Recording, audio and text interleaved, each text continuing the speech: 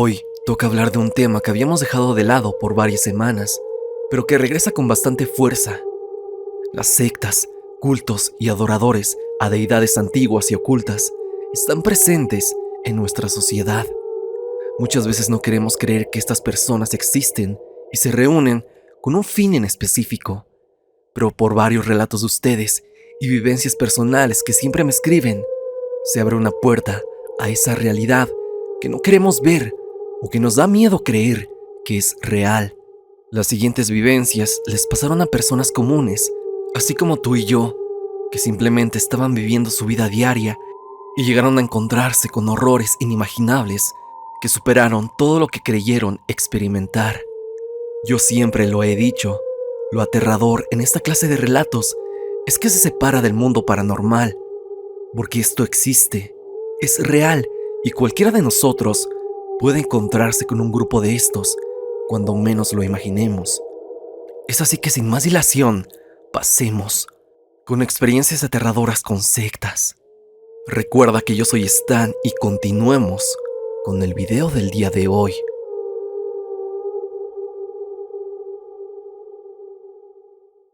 Hola Stan, hace mucho tiempo hablaste sobre un video el cual titulabas La secta de la Roma. Fue un video que me causó mucho ruido, ya que yo experimenté algo un tanto parecido. Verás, yo viví un tiempo en la colonia Roma, cerca de la avenida Monterrey, junto con mis padres. Más precisamente vivíamos en un edificio de departamentos, de la calle Tlaxcala. Esto pasó por los años 2011 a 2014, y de verdad esto a mi edad, en ese entonces tenía unos 16, me hizo ver el mundo completamente diferente. Entraré en contexto. Bueno, Stan, nosotros llegamos a vivir ahí por recomendación de un amigo de mi papá que trabajaba en unas oficinas de esa zona. Vio un letrero de se renta y rápidamente nos contó. Nosotros nos mudamos para allá lo más antes posible, ya que habíamos tenido problemas en el anterior lugar donde habíamos vivido. El edificio no era muy grande, era de 3 pisos solamente, y la mujer que rentaba los departamentos era una señora de mediana edad, gentil pero rara. Se expresaba de forma extraña y me hacía sentir inseguro. Igualmente a mis papás les daba una vibra extraña a la mujer. Ella no es quien protagoniza la historia ni mi relato, sino un inquilino. Vale decir que muchos eran personas mayores. Había mucho viejito en los edificios. Había una pareja de extranjeros y una que otra familia así como nosotros.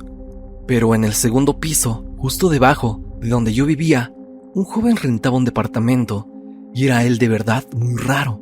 Vivía solo y su aspecto era inusual, y por la ropa que usaba se notaba que le gustaba el metal, pero de ese metal que es un poco más oscuro y que muchos no conocen. El black metal, aquel metal europeo con tendencias satánicas y adoración a dioses noruegos, y que se caracterizó por la quema de iglesias en los años 90 por ciertos grupos que les gustaba este género y que repudiaban el cristianismo. Esto lo investigué después y creo que tenía que ver con lo que pasó posteriormente. Este chico era alto, blanco y vestía con ropa sobre bandas de ese género que te cuento, pero también usaba camisas negras, pero siempre vestía de negro. Tenía el cabello un poco largo y era muy raro. Llegaba siempre apurado y jamás saludaba a nadie. A mí me tocó verlo muchas veces. Llegaba de noche. A veces coincidíamos cuando yo llegaba de la escuela. Yo vivía hasta el 3er piso y como te decía, el tipo vivía en el piso de abajo. Una vez, casi por coincidencia, logré ver el interior de su casa. Sus paredes estaban pintadas de negro. Nosotros, al estar arriba, oíamos casi todo lo que pasaba en su departamento. Desde las horas en que entraba, así como las cosas que hacía de noche. A veces llegaba con visitas. Chicas, hombres, ancianos. Algunos vecinos se daban cuenta, otros no. Mi madre hizo amistad con otras señoras del edificio y le comentaban que ese tipo llevaba un año de haberse mudado y que por lo menos una vez al mes invitaba gente y hacía cosas muy extrañas. Ponían música y se escuchaban golpes en toda la casa. Esto ya a altas horas de la noche, antes de que llegara el mes de estar ahí, pudimos escuchar sus reuniones. No solo eran golpes como le habían contado a mi mamá, eran gente rezando. Recuerdo que el edificio tenía techos altos y viejos, y si ponías tu oído en el suelo, podías escuchar perfectamente lo que pasaba en el piso de abajo. Yo escuchaba que a veces cantaban y a veces rezaban. Y en ese entonces solo podía relacionarlo con los rezos en un funeral. Después se escuchaban muchas risas y posteriormente groserías. Después se callaban por unos instantes y los invitados se marchaban. Varios vecinos imaginaban que pasaba de todo allá adentro. Mis padres también lo creían. Semanas después estaba en mi cuarto viendo una serie cuando de pronto escuché un ruido que creí en primera instancia que pertenecía a lo que estaba viendo. Por lo que pausé la serie, noté que ese ruido no era de mi habitación, sino del piso de abajo. El sonido era el de una cabra. Pegué mi cabeza al suelo y mis sospechas habían sido confirmadas. Era el sonido de una cabra. Imaginé lo peor. Sabía que gente que practica cosas oscuras ocupan este tipo de animales en sacrificio, así que me mantenía expectante para ver a qué hora hacían algo. El animal dejó de hacer ruido en determinado momento, pero no escuché algún chillido ni nada que indicara que le habían hecho algo malo. Días después, llegaba noche de la escuela, un poco más tarde de lo acostumbrado, y logré ver cómo había un tipo rarísimo en la entrada del edificio. Eran como las 11 de la noche. Este sujeto parecía que me esperaba. Era un señor de unos 40 años, rapado y con barba abundante. Estaba en la puerta del edificio. El tipo parecía una estatua, parado como roca. Yo creí que era un borracho o algún vagabundo de la zona que estaba mal de sus facultades, pero justo al llegar a la puerta del edificio y con mucho miedo, mientras metía la llave, aquel tipo me dijo de forma muy suave y silenciosa: sabemos que nos escuchas. Al instante se retiró con velocidad. Fue entonces que entendí que aquel tipo era conocido del vecino de abajo y asistía a sus fiestas. Las cosas raras no pararon y ahora yo ya tenía más miedo de ver al vecino, encontrármelo en las escaleras o coincidir cuando saliéramos o entráramos del edificio. ¿Quién sabe qué me diría o qué me haría, ya que de alguna maldita forma sabía que escuchaba sus reuniones? Tal vez por el miedo, tal vez por la sugestión, comencé a soñar con el vecino de abajo. Soñaba que entraba a la fuerza a mi casa y acababa con mis papás y al final conmigo. También soñaba que él invocaba algo para hacerme daño a mí y a mi familia. Y es que yo ya imaginaba que hacían ritos o cualquier tipo de cosa extraña en el piso de abajo. Puede que lo del sueño haya sido sugestión, pero lo real es que a los pocos días de ese extraño sueño comenzó a pasar algo en el edificio. Algo que mi papá notó y que varios vecinos también. Había gente rara en el edificio. O no sé si llamarle gente. Personas que no eran inquilinos, que de pronto uno podía ver entrar al edificio y que cuando uno accedía al mismo, estando a pocos metros de esa persona y dar la vuelta hacia el pasillo, no había absolutamente nadie. Como si desaparecieran de un momento hacia otro. También, ya algo tarde por la noche, se escuchaba como algo bajaba por las escaleras del edificio. Se escuchaban los pasos y se notaba que ese algo que bajaba arrastraba algo de metal, ya que se escuchaba el golpe en los escalones cada que daba un paso hacia abajo. Cosas así sucedían y muchos vecinos, sino es que todos se dieron cuenta. Pero al mismo tiempo pasaba otra cosa. Aquel vecino extraño se dejó de ver. Vecinos, entre pláticas, se daban cuenta de que no habían visto ni salir ni entrar a aquel tipo. Yo sí lo escuchaba. Movía muebles, a veces encendía su televisión y a veces se ponía a hablar, muy quedito, como si rezara a algo maligno quizá, ya que nunca entendía sus rezos. Pero todo terminó un viernes. Eran como las 3 de la madrugada. Yo escuché cómo abrieron la puerta del vecino y entró mucha gente. Podía oírlo por la gran cantidad de pasos. Mis papás, preocupados, tocaron la puerta de mi cuarto y es que los ruidos eran fuertes. Se escuchaban golpes, risas, maldiciones y el ruido de la televisión a alto volumen. De un momento para otro, eso cayó. El silencio inundó el edificio. Al amanecer, Nos dimos cuenta preguntando a los demás vecinos que si habían escuchado eso, y todos concordaron en que habían escuchado las cosas en la madrugada. Todos estaban pendientes de ver al chico y reclamarle por el ruido, aunque muchos de verdad no querían hacerlo porque era bastante intimidante y seguramente agresivo, pero nunca lo volveríamos a ver. Al pasar de los días, un olor desagradable se hizo presente y yo lo asociaba al caño, pero al pasar por la puerta del vecino me di cuenta de que venía de su departamento. Lo comenté con mi papá, el cual avisó a los vecinos, y estos presionaron a la dueña para que hablara con el joven, que al parecer se había enclaustrado. Fue entonces que la mujer asistió al edificio. Yo no vi nada. Todo esto lo sé por testimonio de mis papás. Abrieron el departamento y este sacó un hedor horrible que inundó todo el edificio. Era difícil permanecer allá adentro. El departamento en sí parecía sacado de una pesadilla. Varios vecinos estaban acompañando a la dueña del edificio. Vieron cómo todo el departamento estaba pintado de negro y había varios símbolos extraños en las paredes. La dueña revisó los cuartos y había huesos de animales, algún tipo de altar con velas y nuevamente símbolos. Y había una cabeza de chivo en el refrigerador. También había un poco de sangre en el piso, la cual ya estaba seca. Pero faltaba algo, o alguien, y es que no estaba aquel sujeto. No lo encontraron ni tampoco regresó. Como te digo, yo nunca vi nada, pero al pasar de las horas de aquel día, mucha gente vinieron para sacar las cosas del joven, vaciar el departamento y limpiar todo. La dueña sorprendentemente no llamó a la policía y arregló todo por sí misma. Y es que era obvio, ya que si esto llegaba a las autoridades, podrían quizá clausurar todo el edificio por completo. Aunque yo siempre especulé algo más, ya que ¿qué le pasó realmente a aquel chico? ¿Acaso la dueña tuvo algo que ver?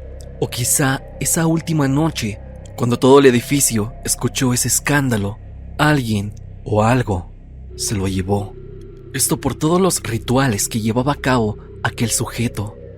A veces me imagino que esas risas y esa gente que veía yo, al igual que los inquilinos, incluido el tipo que una vez vi en la puerta de los departamentos, eran realmente demonios que habitaban en el cuarto de aquel sujeto, resultado de invocaciones o qué sé yo. Como te mencionaba, ese chico desapareció de la nada. Nadie, ningún familiar o conocido, preguntaba por él, y el departamento se puso en renta 2 meses después del hallazgo. Gente llegaba, rentaba 1 mes y se iba. Estoy seguro de que pasaban cosas, ya que cuando no había nadie habitándolo, escuchaba el ruido de los muebles moviéndose.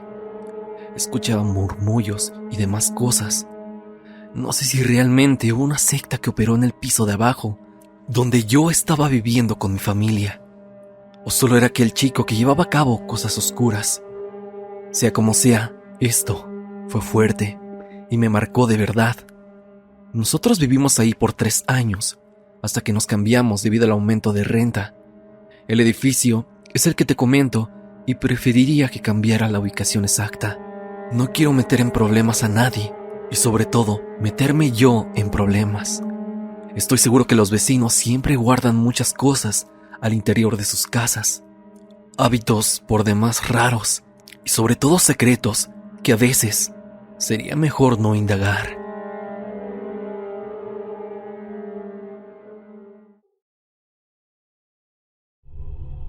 Belén Arellano nos cuenta una historia mediante los comentarios de YouTube. Ella nos cuenta lo siguiente. Veníamos en un bus escolar, como unos 20 adolescentes. Estábamos festejando que habíamos ganado la final. Logramos el campeonato de fútbol de un torneo que se celebró a las afueras de la ciudad. El bus era un desorden total, entre cantos, bailes y muchas bebidas alcohólicas. Regresamos a nuestras casas, muy felices. Como llegamos a la final, nos quedamos hasta la noche en el último certamen y por lo tanto se nos hizo muy tarde. Veníamos en la carretera y estaba muy oscuro, apenas y se podían distinguir las señales de tránsito. De pronto el chofer se le olvidó dar vuelta en una desviación y tuvo que seguir sobre la autopista. Entre él y el entrenador trataban de buscar un retorno para poder regresar. A 100 metros había otra desviación. Decidieron tomar atajo, aunque alrededor de ese camino solo se miraban pastizales y campos de maíz. Nosotros, como típicos adolescentes rebeldes, poco nos importaba y seguíamos haciendo nuestro desorden. El chofer y el entrenador se miraban preocupados. Analizaban que había sido un error tomar ese atajo. De pronto el entrenador, con semblante preocupado, nos pidió silencio y calma. Atrás de nosotros se venían acercando a gran velocidad 2 camionetas de lujo. Se veía así por el tamaño. Se nos vino rápidamente a la mente que eran gente peligrosa, quizá del crimen, cuidando su territorio.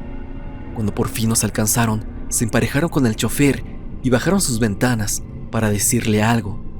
Después de unos segundos donde aparentemente conversaban con él, aceleraron a fondo y se adelantaron a gran velocidad. Los perdimos de vista, pero más adelante, a unos 10 minutos quizá, justo al lado de la carretera, una inmensa llamarada de lumbre resplandecía, haciéndonos voltear. Y lo que vimos nos dejó conmocionados. Al lado de la carretera, en un gran pastizal, había muchos hombres vestidos con túnicas como de monjes medievales. Estaban encapuchados totalmente, de pies a cabeza, y en medio de ellos una inmensa fogata en forma de círculo. Y lo más aterrador es que en sus manos cargaban algo. No se distinguía bien, pero parecían ser extremidades. ¿Sabes? Brazos, piernas, manos. Y el que parecía ser el líder cargaba una espina dorsal y la alzaba haciendo una señal de tributo. Todos en el camión nos mirábamos impactados. Nadie comentaba nada. Enseguida ellos se dieron cuenta que íbamos pasando y con lámparas empezaron a alumbrarnos. El chofer siguió manejando sin parar, sin acelerar, guardando la calma siempre.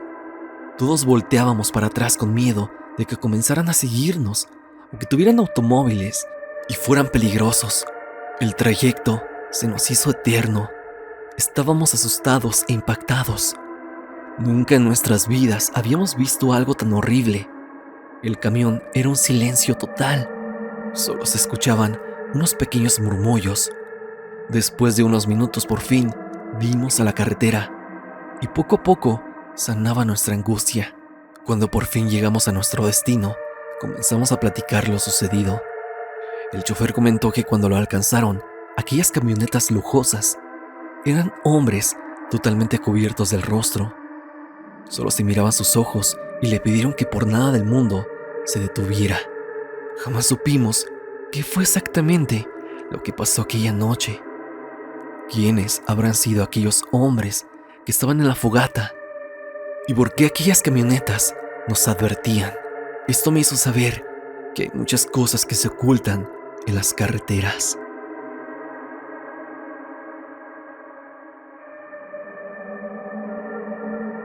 Hasta aquí el video del día de hoy. Espero que te haya gustado. Ya has escuchado otros relatos más acerca de sectas, grupos que se reúnen para adorar a cierta deidad. ¿Tú qué opinas acerca de este tema? ¿Acaso tienes alguna anécdota que quieres compartirme respecto a este tópico? Si es así, no lo dudes y envíame tu experiencia a evidencia.tristan@gmail.com o bien compártela en el grupo de Facebook para que la compartas con toda la comunidad. Recuerda que el perfil de Facebook Tristan Arévalo no soy yo. Es una persona que ha robado mis fotos y ha engañado a muchas personas, pero ya tenemos varias denuncias en contra de esta persona. Ya se tiene su nombre real y hay una carpeta de investigación en su contra, por lo que ten mucho cuidado si ves este perfil en Facebook. Suscríbete y activa la campanita de notificaciones en donde dice todas para que no te pierdas de ninguno de mis videos. La música, como siempre, pertenece a Repulsive. Sin más que decir, no te olvides de que yo soy Stan y te deseo dulces pesadillas.